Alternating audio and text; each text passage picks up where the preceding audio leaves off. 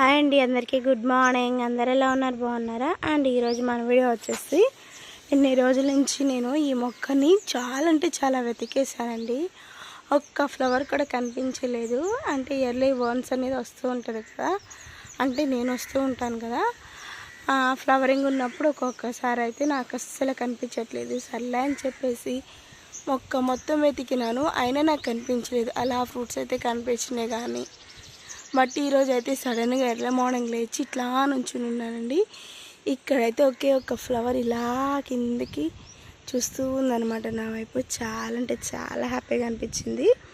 అదేనండి ఇప్పటి వరకు నేను చెప్పింది. ఏంటి అంటే సంపంగే మొక్కకి ఒకే ఒక ఫ్లవర్ అయితే పూసిందనమాట. చాలా హ్యాపీగా ఉంది. మంచి స్మెల్ అయితే వస్తూ ఉంటుంది అనమాట.